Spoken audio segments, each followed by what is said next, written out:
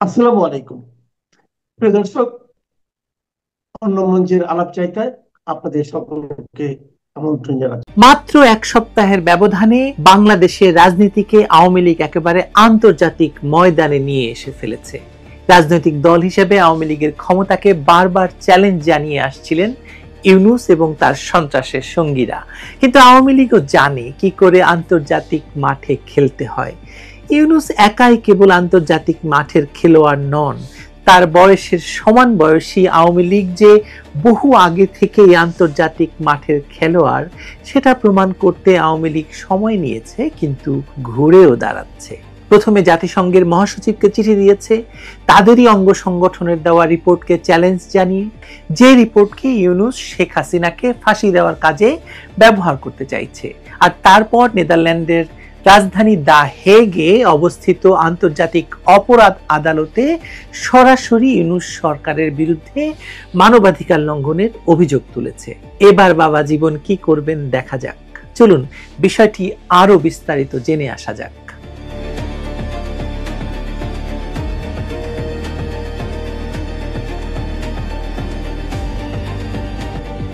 বাংলাদেশের রাজনীতিতে এমন কিছু মুহূর্ত আসে যা শুধু অভ্যন্তরীণ ক্ষমতার লড়াই নয়, রাষ্ট্রের চরিত্র এবং আন্তর্জাতিক অবস্থানও পাল্টে দেয়। আওয়ামী লীগের আন্তর্জাতিক অপরাধ আদালতে যাওয়া ঠিক সেরকম একটি মুহূর্ত। এটি কেবল একটি মামলা নয়, বরং এক রাজনৈতিক ঘূর্ণাবর্তের ঘোষণা, ফিরে দাঁড়ানোর ঘোষণা, যেখানে দেশীয় দমননীতি আন্তর্জাতিক বিচার ব্যবস্থার মুখোমুখি হতে যাচ্ছে। শেখ হাসিনা সরকারের পতনের পর যে প্রশাসন ডক্টর মোহাম্মদ ইউনূসের নেতৃত্বে ক্ষমতায় এসেছে তাদের বিরুদ্ধে এখন অভিযোগ উঠেছে সাংগঠনিকভাবে রাজনৈতিক হত্যাযজ্ঞ চালানোর। এই অভিযোগ শুধু একটি দলের অভিযোগ নয়, এটি সেই দীর্ঘ প্রতিশোধ রাজনীতির চূড়ান্ত পরিণতি যা বাংলাদেশের ইতিহাসে বারবার দেখা গেছে। শেখ হাসিনাকে সরানোর পর যা ঘটেছে বাংলাদেশে, তাকে অন্তর্বর্তী সরকার বলা হলেও বাস্তবে এটি যে একটি নতুন রাজনৈতিক বন্দোবস্ত, যারা নিজেদেরকে সংস্কারক হিসেবে দেখাতে চেয়েছিল, কিন্তু ক্ষমতায় বসেই তারা প্রতিশোধের আগুনে নিজেদেরকে পুড়িয়েছে এবং আওয়ামী লীগকে পুড়িয়ে ভস্ম করতে চেয়েছে। আওয়ামী লীগের হাজারো নেতাকর্মী রাতারাতি নিখোঁজ হয়ে গেছে, গ্রেপ্তার বা লাশ হয়ে ফিরেছে। বাংলাদেশের নদীগুলোতে হাজার হাজার লাশ ভাসছে, নিরপরাধ লাশ, এবং তাদের কোনো অপরাধ কি ছিল কি ছিল না তা জানা যায় না, কিন্তু তারা লাশ হয়ে বাংলাদেশের নদীগুলোতে ভাসছে। প্রশাসন বলছে তারা অপরাধী এবং সহিংস আন্দোলনকারীদের দমন করছে, কিন্তু প্রত্যক্ষদর্শী স্থানীয় সংবাদ মাধ্যম এবং মানবাধিকার সংগঠনগুলো নানা প্রতিবেদন উঠে এসেছে ভিন্ন চিত্র। সেখানে গ্রেপ্তার হওয়া লোকেরা জীবিত ফিরছেন না, থানায় বা অজানা স্থানে তাদের মৃত্যু হচ্ছে, পরে সেটিকে আত্মহত্যা বা স্বাভাবিক মৃত্যু বলে চালানো হচ্ছে বা অপমৃত্যু হিসেবে চালানো হচ্ছে। এই সময়েই শুরু হয়েছে operation devil hunt. Doctor Yunus এই আওয়ামী লীগকে দমনের জন্যই শুরু করেছিল অপারেশন ডেভিল হান্ট। ঘোষিত লক্ষ্য ছিল আইন শৃঙ্খলা পুনঃপ্রতিষ্ঠা, কিন্তু বাস্তবে এটি ছিল একতরফা রাজনৈতিক অভিযান।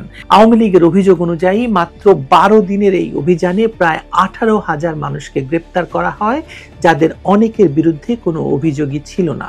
গ্রামীণ পর্যায়ের সংগঠন ভেঙে ফেলা, পরিবারের উপর চাপ সৃষ্টি আর দলীয় কর্মীদের টার্গেট করে হত্যা, সব মিলিয়ে এই অপারেশন ডেভিল হান্ট ছিল আওয়ামী লীগ নির্মূলের অভিযান, অথবা অপারেশন আওয়ামী লীগ হান্ট। এই অভিযোগই এখন আন্তর্জাতিক অপরাধ আদালতের বা আইসিসির টেবিলে পৌঁছে গেছে। আওয়ামী লীগের পক্ষে লন্ডনের ডাউটি স্ট্রিট চেম্বারের বিশিষ্ট আইনজীবী স্টিভেন পাউলস কেসি রোম সংবিধির 15 নম্বর অনুচ্ছেদ অনুযায়ী একটি আনুষ্ঠানিক অভিযোগপত্র দাখিল করেছেন এই আদালতে। অভিযোগপত্রে স্পষ্ট বলা হয়েছে, বাংলাদেশে আওয়ামী লীগ এবং তার সমর্থকদের বিরুদ্ধে পরিচালিত হত্যা, নির্যাতন এবং নির্বিচারে গ্রেপ্তার আন্তর্জাতিক অপরাধ আদালতের এখতিয়ারের মধ্যে পড়ে। অভিযোগে আরও উল্লেখ আছে, গত বছরের জুলাই থেকে এ পর্যন্ত অন্তত 400 জন আওয়ামী লীগ নেতাকর্মী এবং সমর্থক নিহত হয়েছেন। তাদের মধ্যে অনেকে প্রতিপক্ষের হাতে মার খেয়ে, আবার কেউ আটক অবস্থায় প্রাণ হারিয়েছেন। 25 জনের মৃত্যু ঘটেছে পুলিশ এবং কারা হেফাজতে, আর তাদের দেহে নির্যাতনের স্পষ্ট চিহ্ন দেখা গেছে। যদিও সরকারি ব্যাখ্যা ছিল হৃদরোগে বা হার্ট ফেল করে মৃত্যু, যেটি বাংলাদেশে এর আগেও হয়েছিল অপারেশন ক্লিন হার্টের সময়। অভিযোগপত্রে এই তথ্যের সঙ্গে যুক্ত করা হয়েছে ভিডিও ফুটেজ, প্রত্যক্ষদর্শীর সাক্ষ্য এবং মৃতদের পরিবারের বিবৃতি। এর পাশাপাশি আওয়ামী লীগ অভিযোগ করেছে যে অন্তর্বর্তী সরকারের অধীনে রাজনীতিক, বিচারক, আইনজীবী, সাংবাদিক এবং সাংস্কৃতিক কর্মীদেরও নির্বিচারে গ্রেপ্তার করা হয়েছে। অনেককে আগে আটক করে পরে সাজানো মামলায় গ্রেপ্তার দেখানো হয়েছে। এসবের মধ্যে এমন উদাহরণও আছে যেখানে জামিন অযোগ্য অভিযোগ ব্যবহার করে দীর্ঘদিন আটক রাখা হচ্ছে, যাতে কেউ আইনি প্রতিকার চাইতে না পারে। সবচেয়ে বিতর্কিত পদক্ষেপ ছিল দায় মুক্তি অধ্যাদেশ, যা 2024 সালের 14 অক্টোবর ইউনূস সরকারের সময় জারি করা হয়। এতে স্পষ্ট নির্দেশ ছিল যে 15 জুলাই থেকে 8ই আগস্ট পর্যন্ত যারা সরকার বিরোধী আন্দোলনে অংশ নিয়েছিল তাদের বিরুদ্ধে কোনো মামলা বা গ্রেপ্তার করা যাবে না। আওয়ামী লীগের মতে এই অধ্যাদেশ কার্যত হত্যাকারীদের আইনি রক্ষা কবচ দিয়েছে।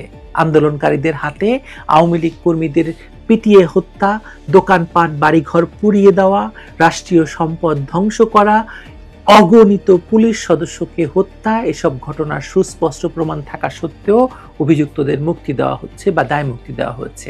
এই দায় মুক্তির মধ্যে ইউনূস প্রশাসন অপরাধীদের নয়, বিরোধীদের বিরুদ্ধে যুদ্ধ চালিয়ে যাচ্ছে। সেনাবাহিনী এবং পুলিশকে যৌথভাবে ব্যবহার করে দলীয় প্রতিশোধমূলক অভিযান চালানো হচ্ছে। আন্তর্জাতিক মানবাধিকার সংস্থা এবং কূটনৈতিক মহলে এর সমালোচনা উঠলেও ইউনূস সরকারের প্রতি পশ্চিমা সমর্থন তখনও অটুট ছিল, এখন তো আছে, কিন্তু এখন সেই সমর্থন খানিকটা হলেও প্রশ্নবিদ্ধ। কারণ আন্তর্জাতিক মহলে প্রশ্ন উঠছে, একজন নোবেল বিজয়ী প্রশাসকের অধীনে কিভাবে এরকম মানবাধিকার লঙ্ঘন সম্ভব এবং সেই মানবাধিকার লঙ্ঘনের দায় মুক্তিও সম্ভব রাষ্ট্রীয় ক্ষমতাকে ব্যবহার করে। এই প্রেক্ষাপটে আওয়ামী লীগ আইসিসির দ্বারস্থ হয়েছে। তাদের বক্তব্য স্পষ্ট, দেশীয় আদালতে কোনো বিচার সম্ভব নয়। ইউনূস সরকারের অধীনে প্রশাসন এবং বিচার ব্যবস্থা রাজনৈতিকভাবে নিয়ন্ত্রিত, তাই ন্যায় বিচারের একমাত্র উপায় আন্তর্জাতিক আদালতের তদন্ত। অভিযোগপত্রে আরও বলা হয়েছে, বাংলাদেশের অভ্যন্তরে ন্যায় বিচারের বাস্তবসম্মত কোনো সম্ভাবনা নেই। অপরাধীরা রাষ্ট্রীয় মদদে দায় মুক্তি ভোগ করছে। এখানে একটা গুরুত্বপূর্ণ আইনি পয়েন্ট আছে। বাংলাদেশ 2010 সালের 23শে মার্চ রোম সংবিধিতে স্বাক্ষর করে এবং একই বছরের 1 জুন থেকে তা বাংলাদেশে কার্যকর হয়।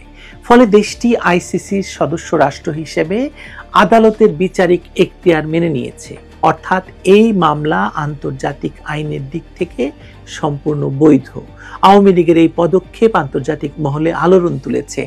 এর আগে আওয়ামী লীগের পক্ষ থেকে সাবেক পররাষ্ট্রমন্ত্রী আব্দুল মোমেন জাতিসংঘের মহাসচিবকে একটি চিঠি দিয়েছেন এবং সেই চিঠিতে তিনি প্রশ্ন তুলেছেন, জাতিসংঘের যে মানবাধিকার সংস্থা রয়েছে OHCHR, তারা যে একটি রিপোর্ট দিয়েছে, ডক্টর ইউনূসের ফরমাইশ মতো রিপোর্ট, যেখানে যে রিপোর্টকে ব্যবহার করে শেখ হাসিনাকে ফাঁসি দেওয়ার ষড়যন্ত্র শুরু হয়েছে এবং আদালতকে ব্যবহার করে এই রিপোর্টকে মূল প্রমাণ হিসেবে দেখিয়ে শেখ হাসিনাকে ফাঁসির আয়োজন প্রায় সম্পূর্ণ করে ফেলা হয়েছে।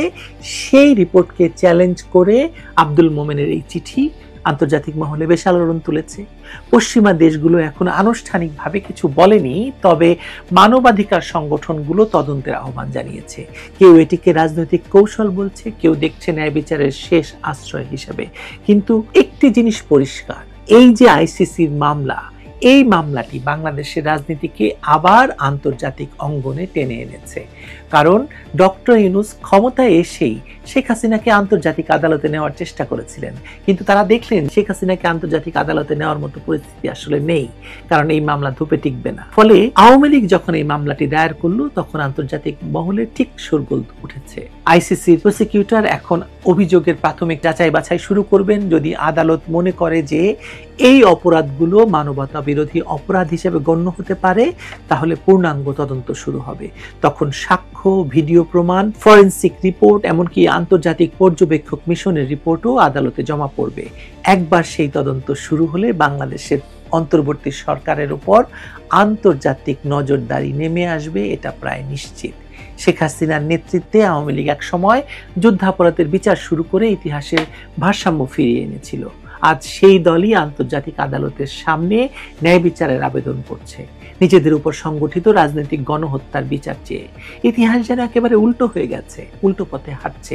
কিন্তু নীতিগতভাবে এই পদক্ষেপটি বাংলাদেশের রাজনীতিকে নতুন এক অধ্যায় নিয়ে গেছে। আপনি প্রশ্ন করতে পারেন, আইসিসি কি আওয়ামী লীগের এই আবেদন গ্রহণ করবে? যদি করে, তাহলে বাংলাদেশের রাজনীতি শুধু ঢাকার রাজপথে নয়, আন্তর্জাতিক আদালতের বিচার কক্ষেও লড়বে। আর যদি না করে, তবুও আওয়ামী লীগের কৌশল সফল, কারণ তারা দেখাতে পেরেছে আমরা ভুক্তভোগী আর অন্যায়ভাবে সন্ত্রাস এবং রক্তপাত ঘটিয়ে আমাদের ক্ষমতাচ্যুত করা হয়েছে। এই মুহূর্তে যা ঘটছে তা শুধু একটি দলের মামলা নয়, এটি বাংলাদেশের ন্যায় বিচার, রাজনৈতিক নৈতিকতা এবং আন্তর্জাতিক দায়বদ্ধতার পরীক্ষা। আওয়ামী লীগ হয়তো সময় নিতে চায়, কিন্তু তাদের বার্তা স্পষ্ট। অন্যায়ভাবে রক্তপাত ঘটিয়ে ক্ষমতা দখলকারীরা একদিন আন্তর্জাতিক বিচারের মুখে পড়তেই হবে। বিচার এখন কেবল সময়ের ব্যাপার। বাংলাদেশের মানুষ একটা জটিল বাস্তবতায় বসবাস করছে। ভয়, দমন, অন্যদিকে প্রতিশোধের রাজনীতি। মানুষের আস্থা কোথায় থাকবে বলুন? ইউনূস সরকার দাবি করছে তারা দেশকে রাজনৈতিক শুদ্ধি দিচ্ছে, কিন্তু এই শুদ্ধির নামে যদি মানুষ মরতে থাকে, পরিবার নিখোঁজ হয় আর বিচার না মেলে, তবে সেটি কোনো সংস্কার নয়, এটি রাষ্ট্রীয় বর্বরতা। আওয়ামী লীগ এখন এই বর্বরতার শিকার। এই বাস্তবতাকেই আন্তর্জাতিক আইনের কাঠগড়ায় নিয়ে গেছে। আন্তর্জাতিক আদালত কি তাদের কথা শুনবে? সম্ভবত শুনবে, কিন্তু সময় লাগবে। কিন্তু সেটাই হবে আওয়ামী লীগের জয়ের শুরু, কারণ আন্তর্জাতিক মঞ্চে আলোচনার জায়গা দখল করেছে আওয়ামী লীগ। রাজনৈতিকভাবে নিপীড়িত একটি দলের এই পদক্ষেপ দেখিয়ে দিচ্ছে তারা এখনো লড়াইয়ের ময়দানে আছে, শুধু কৌশল বদলে গেছে। দেশীয় রাজনীতিতে পরাজিত করা হয়েছে তাদেরকে, কিন্তু আন্তর্জাতিক অঙ্গনে, যেখানে সরকারি দমন যন্ত্রের কোনো ক্ষমতা চলে না, সেখানে তারা ঠিকই পৌঁছে গেছে। শেষ পর্যন্ত আদালতের রায় যাই হোক, এই পদক্ষেপ বাংলাদেশের রাজনীতিতে একটি স্থায়ী পরিবর্তন আনবে। এখন থেকে যে কোনো সরকার জানবে, অভ্যন্তরীণ দমন এবং হত্যা শুধু দেশের ভেতরে আটকে থাকে না, তা একদিন আন্তর্জাতিক আদালতের দরজায় পৌঁছায়। শেখ হাসিনা বা তার দলের জন্য এটি শুধু প্রতিশোধ নয়, এক ধরনের নৈতিকতা পুনরুদ্ধার।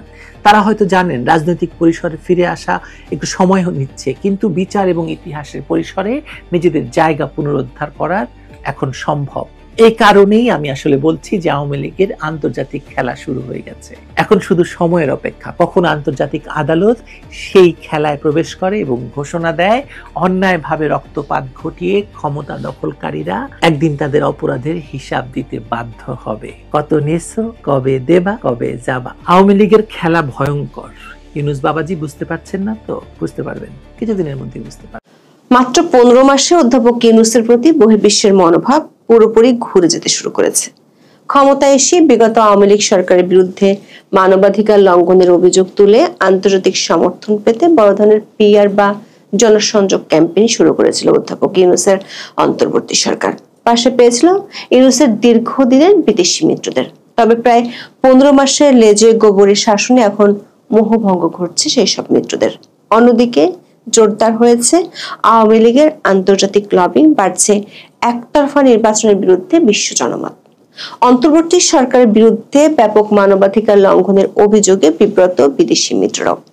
এমন পরিস্থিতিতে লন্ডনের শীর্ষস্থানীয় ব্যারিস্টারদের একটি সংগঠন ডাউটি স্ট্রিট আন্তর্জাতিক অপরাধ আদালত বা আইসিসিতে অভিযোগ দায়ের করেছে। এর আগে আরো অন্তত 3টি অভিযোগ জমা পড়ে আইসিসিতে। শান্তিতে নোবেল জয়ের বিরুদ্ধে এভাবে একের পর এক মানবতা বিরোধী অপরাধের অভিযোগ দায়ের তৈরি করছে এক গভীর ভাবমূর্তির সংকট। জাতিসংঘ প্রতিবেদনকে চ্যালেঞ্জ করে চিঠি দেওয়া হয়েছে মহাসচিবকে। দেশের পাশাপাশি আন্তর্জাতিক অঙ্গনেও প্রশ্নবিদ্ধ হচ্ছেন ডক্টর ইউনূসের শাসনামল। বিদেশি মিত্ররা আনুষ্ঠানিকভাবে চিঠি পাঠিয়ে উদ্বেগ জানাচ্ছেন।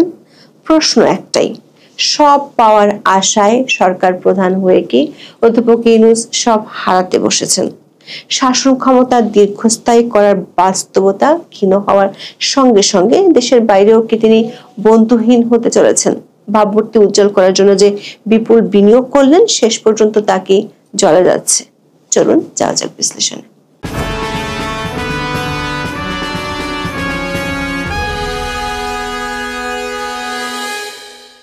ক্ষমতায় আসার প্রথম কিছুদিন ফুরফুরে মেজাজে কাটিয়েছেন ডক্টর মোহাম্মদ ইউনূস। দেশে বিদেশে তার প্রশংসায় মিত্ররা যখন উচ্চকিত ছিলেন, তখন তার প্রেস টিম নিয়মিত জানাতেন তার বিশ্ব জয়ের গল্প। বিশাল বহর নিয়ে বিদেশে সফর ছিল যেন নিত্যদিনের ঘটনা। এই সফরের দৃশ্যমান কোনো প্রভাব দেখা না গেলেও দেশের সংবাদ মাধ্যমে বয়ে যেত কল্পিত সাফল্যের বন্যা। তবে মধু চন্দ্রিমার দিন শেষে অন্তর্বর্তী সরকার বলতে গেলে এখন বিগত যৌবনা। প্রতি মাসে গড়ে একটি করে বিদেশ সফরের অর্জন নিয়ে প্রশ্ন উঠেছে নিয়মিত। অধ্যাপক ইউনূসের পারিষদদের বিলাসিতা এমনকি বিদেশ সফরের ঘনঘটাও গোপন আর থাকছে না। তবে অধ্যাপক ইউনূসের সামনে সবচেয়ে গুরুতর সংকট হয়ে আসছে ভাবমূর্তির পতন। বিশেষ করে আন্তর্জাতিক অঙ্গনে তাকে নিয়ে উচ্ছ্বাস যেমন অস্তপ্রায়, তেমনি গুরুতর মানবাধিকার লঙ্ঘনের অভিযোগ ঘিরে ধরছে তার সরকারকে। এর মধ্যে অন্তত 4টি অভিযোগ জমা পড়েছে আন্তর্জাতিক অপরাধ আদালতে। সবশেষ লন্ডনের প্রভাবশালী সংস্থা Doughty street chambers 24 October Awami লীগের পক্ষে আইসিসি প্রসিকিউটরদের কাছে একটি অভিযোগ জমা দেয়। এতে বাংলাদেশে 2024 সালের জুলাই থেকে এখন পর্যন্ত রাজনৈতিক সহিংসতাকে মানবতার বিরুদ্ধে অপরাধ উল্লেখ করে আনুষ্ঠানিক তদন্ত শুরুর অনুরোধ জানানো হয়। ডাউটি স্ট্রিট চেম্বার্সের অভিযোগে বলা হয়, বাংলাদেশে 2024 সালের জুলাই থেকে শুরু হওয়া প্রতিশোধমূলক সহিংসতার তদন্ত শুরু করা উচিত। এটি আইসিসির এখতিয়ারের আওতাভুক্ত অপরাধ হিসেবে গণ্য হতে পারে। আওয়ামী লীগের নেতাকর্মী এবং সাবেক সরকারের সঙ্গে সংশ্লিষ্টদের বিরুদ্ধে ব্যাপক অপরাধ সংঘটিত হওয়ার অভিযোগ তোলা হয়েছে। বাংলাদেশের বিচার ব্যবস্থা নিয়ে প্রশ্ন তুলে বলা হয়, এসব অপরাধের অভ্যন্তরীণ তদন্ত বা বিচার হওয়ার সম্ভাবনা নেই, ফলে অপরাধীদের দায়মুক্তির আশঙ্কা রয়েছে। 2024 সালের জুলাই থেকে প্রায় 400 আওয়ামী লীগ নেতাকর্মীকে হত্যার অভিযোগ দেয়া হয় আইসিসিতে। বলা হয়, নিহতদের বেশিরভাগ মব সন্ত্রাসের শিকার। এছাড়া আওয়ামী লীগের সঙ্গে সংশ্লিষ্টতার অভিযোগে বহু মানুষকে গ্রেপ্তার করা হয়েছে। তারা জামিন পাচ্ছেন না অথবা আনুষ্ঠানিক অভিযোগ ছাড়াই কারাগারে আটক আছেন। ডক্টর ইউনূসের সরকার আমলে রাজনৈতিক কর্মী ছাড়াও অনেক বিচারক, আইনজীবী, সাংবাদিক, এমনকি অভিনেতা ও গায়ক সহ অনেকে গ্রেপ্তার হয়েছেন। অন্তত 25 জন আওয়ামী লীগ নেতাকর্মীর মৃত্যু হয়েছে হেফাজতে। ডাউটি স্ট্রিট চেম্বার্সের অভিযোগে অপারেশন ডেভিল হান্টের কথাও রয়েছে। বলা হয়, অনির্বাচিত অন্তর্বর্তী সরকার ফ্যাসিবাদ দমনের নামে এই অভিযান শুরু করে। পুলিশ ও সেনাবাহিনীর এই যৌথ অভিযানে 12 দিনে প্রায় 18,000 ব্যক্তিকে গ্রেপ্তার করা হয়। এছাড়া অন্তর্বর্তী সরকার 2024 সালের 14 অক্টোবর একটি দায়মুক্তি আদেশ জারি করে। এর আওতায় স্বরাষ্ট্র মন্ত্রণালয় জানায়, 15 জুলাই থেকে 8 আগস্ট পর্যন্ত আওয়ামী লীগ বিরোধী আন্দোলনে জড়িতদের কর্মকাণ্ডের জন্য কোনো মামলা, গ্রেপ্তার বা হয়রানি করা যাবে না। অভিযোগে বলা হয়, এ ধরনের একতরফা দায়মুক্তি কেবল অন্যায়ের দণ্ডমুক্তি নয়, বরং তা রাষ্ট্রের নীরব সমর্থনের ইঙ্গিত বহন করে। বাংলাদেশে এ বিষয়ে তদন্ত বা বিচার হওয়ার সম্ভাবনা না থাকায় আন্তর্জাতিক অপরাধ আদালতের প্রসিকিউটরকে উদ্যোগ নেওয়ার আহ্বান জানায় ডাউটি স্ট্রিট চেম্বার্স। দর্শক, ডাউটি স্ট্রিট চেম্বার্স লন্ডনের শীর্ষস্থানীয় ব্যারিস্টারদের একটি প্রভাবশালী সংগঠন। এটি মানবাধিকার, নাগরিক স্বাধীনতা এবং জনগণের আইনি অধিকার প্রতিষ্ঠায় কাজ করে থাকে। সংগঠনের জড়িত ব্যারিস্টাররা প্রশাসনিক আইন, অভিবাসন, ফৌজদারি আইন এবং আন্তর্জাতিক আইন সহ বিভিন্ন বিষয়ে কাজ করছেন। ব্রিটিশ আইনজীবী স্টিফেন পালস কেসি আইসিসিতে অভিযোগটি জমা দেন। আইসিসি অভিযোগ আমলে নিলে তদন্ত শুরু করে গুরুতর সংকটের মুখে পড়তে পারেন অধ্যাপক ইউনূস সহ অন্তর্বর্তী সরকারের সদস্যরা। সেই সঙ্গে আইন শৃঙ্খলা বাহিনীর কর্মকর্তাদের জন্য ঝুঁকির আশঙ্কা রয়েছে। মানবতার বিরুদ্ধে অপরাধে কেউ দোষী প্রমাণ হলে আইসিসির আন্তর্জাতিক গ্রেপ্তারি পরোয়ানা জারির ক্ষমতা রয়েছে।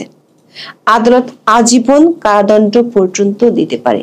এছাড়া কেউ দোষী সাব্যস্ত হলে সম্পত্তি জব্দ, ভ্রমণে নিষেধাজ্ঞা ও আন্তর্জাতিকভাবে রাজনৈতিক নিষেধাজ্ঞা দেওয়ার নজির রয়েছে। ডাউটি স্ট্রিট চেম্বার্সের অভিযোগ সহ আইসিসিতে অন্তর্বর্তী সরকারের বিরুদ্ধে এখন পর্যন্ত মোট 4টি অভিযোগ দেওয়ার তথ্য আমরা পেয়েছি। এর মধ্যে প্রথমটি জমা পড়ে গত বছরের 8 নভেম্বর। সিলেটের সাবেক মেয়র আনোয়ারুজ্জামান চৌধুরী প্রধান উপদেষ্টা সহ মোট 62 জনের বিরুদ্ধে অভিযোগ দায়ের করেন। সেখানে 2024 সালের 5 থেকে 8 আগস্ট পর্যন্ত আওয়ামী লীগ নেতা কর্মী, ধর্মীয় সংখ্যালঘু এবং পুলিশ হত্যার অভিযোগ দেওয়া হয়। যুক্তরাষ্ট্রের প্রবাসী বাংলাদেশিদের পক্ষ থেকে আরেকটি অভিযোগ দেওয়া হয় গত 21 এপ্রিল। লুমেন কমিউনিটেটিস ইনকর্পোরেশনের প্রতিষ্ঠাতা মাহমুদুল হাসানাতে নেতৃত্ব দেন। আবেদনে 2024 সালের জুলাই থেকে গত এপ্রিল পর্যন্ত সংঘটিত মানবাধিকার লঙ্ঘনের বিভিন্ন অভিযোগ তুলে ধরা হয়। দিল্লি ভিত্তিক একটি থিঙ্ক ট্যাঙ্ক আন্তর্জাতিক অপরাধ আদালতে আরেকটি অভিযোগ দায়ের করে গত জুনে। এতে বাংলাদেশে 123 জন রাজনৈতিক নেতাকর্মী হত্যার জন্য অন্তর্বর্তী সরকারকে দায়ী করা হয়। দর্শক, আইসিসিতে এ ধরনের অভিযোগ দায়ের একটি প্রাথমিক ধাপ হলেও এর একটি আন্তর্জাতিক প্রভাব রয়েছে। বিশেষ করে অধ্যাপক ইউনূসের মতো একজন শান্তিতে নোবেলজয়ী ব্যক্তিত্বের বিরুদ্ধে এ ধরনের পদক্ষেপ মোটেই স্বস্তিদায়ক নয়। এর পাশাপাশি সাম্প্রতিক কয়েক মাসে প্রভাবশালী আন্তর্জাতিক মানবাধিকার সংগঠনগুলোর সঙ্গেও অন্তর্বর্তী সরকারের দূরত্ব বাড়ছে। এর শুরুটা হয় অনেক সাংবাদিককে কারাগারে পাঠানো এবং জামিন না দেওয়ার ঘটনাকে কেন্দ্র করে। গত বছরের শেষ দিক থেকেই আটক সাংবাদিকদের মুক্তির দাবি করে আন্তর্জাতিক বিভিন্ন সংগঠনের বিবৃতি আসতে শুরু করে। এমনকি অধ্যাপক ইউনূসের অত্যন্ত ঘনিষ্ঠ বিদেশি মিত্ররাও বিষয়টি নিয়ে অনেক দিন ধরে সোচ্চার। জাতিসংঘ মানবাধিকার কাউন্সিল 7 মার্চ ডক্টর ইউনূসকে চিঠি দিয়ে সাংবাদিক ফারজানা রূপা এবং শাকিল আহমেদকে জামিন না দিয়ে কারাগারে আটক রাখার ঘটনায় গভীর উদ্বেগ জানায়। এই চিঠিতে সই করা 3 ঊর্ধ্বতন কর্মকর্তার একজন ছিলেন আরিন খান। তিনি একসময় অ্যামনেস্টি ইন্টারন্যাশনালের প্রধানও ছিলেন। চিঠিতে লেখা হয়, জুলাই ও আগস্টে অন্তত 140 জন সাংবাদিকের বিরুদ্ধে হত্যার অভিযোগে মামলা হয়েছে। এই ঘটনায় আমরা গভীর উদ্বেগ প্রকাশ করছি। এর মধ্যে 28 জন সাংবাদিকের বিরুদ্ধে মানবতা বিরোধী অপরাধের অভিযোগ আনা হয়েছে এবং অনেক সাংবাদিক কারাগারে আটক আছেন। বিভিন্ন গোষ্ঠীর পক্ষ থেকে সাংবাদিক ও সম্পাদকদের প্রতিনিয়ত হুমকি ও হয়রানির অভিযোগ নিয়েও উদ্বেগ জানানো হয় চিঠিতে। বলা হয়, এইসব ঘটনা সামগ্রিকভাবে সংবাদ মাধ্যমে ভীতির পরিবেশ সৃষ্টি করছে। একই ধরনের উদ্বেগ জানিয়ে বিভিন্ন সময় বিবৃতি দেয় article 19, Reporters Without Border, Human Rights ওয়াচের মতো প্রভাবশালী অনেক আন্তর্জাতিক সংস্থা। তবে এর কোনো কিছুই টলাতে পারেনি অন্তর্বর্তী সরকারকে। আর এর জের ধরে ভাবমূর্তির ব্যাপক সংকট তৈরি হয়েছে অধ্যাপক ইউনূসের জন্য। দর্শক, গত কয়েক মাসে আওয়ামী লীগের পক্ষ থেকে আন্তর্জাতিক পর্যায়ে লবিং জোরদার হতে দেখা যাচ্ছে। এটিও সংকট তৈরি করছে অন্তর্বর্তী সরকার এবং তাদের মিত্রদের জন্য। সম্প্রতি ডক্টর ইউনূসের ঘনিষ্ঠ মিত্র ফলকার তুর্কের বিরুদ্ধে গুরুতর পাল্টা অভিযোগ তুলে জাতিসংঘ মহাসচিবকে চিঠি দেন সাবেক পররাষ্ট্রমন্ত্রী একে আব্দুল মোমেন। এতে তিনি জাতিসংঘ মানবাধিকার হাই কমিশনের প্রতিবেদনের পক্ষপাতের অভিযোগ তোলেন। ওই প্রতিবেদনের তথ্য নিয়ে একটি স্বাধীন ও স্বচ্ছ অনুসন্ধানের উদ্যোগ নেওয়ার আহ্বানও জানানো হয়েছে। চিঠিতে দাবি করা হয়, ফলকার তুর্কের প্রতিবেদনটি জাতিসংঘের বিশ্বাসযোগ্যতাকে ক্ষুণ্ণ করছে, পাশাপাশি একটি অনির্বাচিত শাসনকে উৎসাহিত করে বাংলাদেশে রাজনৈতিক অস্থিরতা বাড়ানোর সুযোগ তৈরি করা হয়েছে। এই প্রতিবেদনের ভিত্তিতে আন্তর্জাতিক অপরাধ ট্রাইব্যুনাল 25 জন জ্যেষ্ঠ সামরিক কর্মকর্তাকে গ্রেপ্তারের পরোয়ানা জারি করে। অথচ অভিযুক্ত কর্মকর্তাদের অনেকেই জাতিসংঘ শান্তিরক্ষা মিশনে অত্যন্ত দক্ষতার সঙ্গে কাজ করেছেন। জাতিসংঘের প্রতিবেদন নিয়ে জেনেভাতেও বিশেষ সেমিনার করেছে আওয়ামী লীগ। সেখানে প্রভাবশালী কয়েকজন আন্তর্জাতিক ব্যক্তিত্বের উপস্থিতি অস্বস্তিতে ফেলেছে সরকারকে। এর মধ্যে এসেছে মিত্র 6টি আন্তর্জাতিক মানবাধিকার সংগঠনের খোলা চিঠি। সেখানেও আছে মানবাধিকার লঙ্ঘনের বিস্তর অভিযোগ। সেই সঙ্গে আওয়ামী লীগের উপর থেকে নিষেধাজ্ঞা প্রত্যাহারের আহ্বান জানানো হয়েছে। প্রশ্ন হলো, অধ্যাপক ইউনূসের পিআর টিম কি খেই হারিয়ে ফেলেছে, নাকি পাহাড় সমান মানবাধিকার লঙ্ঘনের অভিযোগকে ঢেকে রাখা যাচ্ছে না কোনোভাবেই? এমন হলে সব কুল হারিয়ে কি করবেন অমর হওয়ার আশায় ক্ষমতার মসনদে বসা নোবেলজয়ী অধ্যাপক ইউনূস? এখন এ পর্যন্ত। সবাই ভালো থাকুন, সুস্থ থাকুন, নিরাপদে থাকুন। দেখা হবে আগামী পর্বে।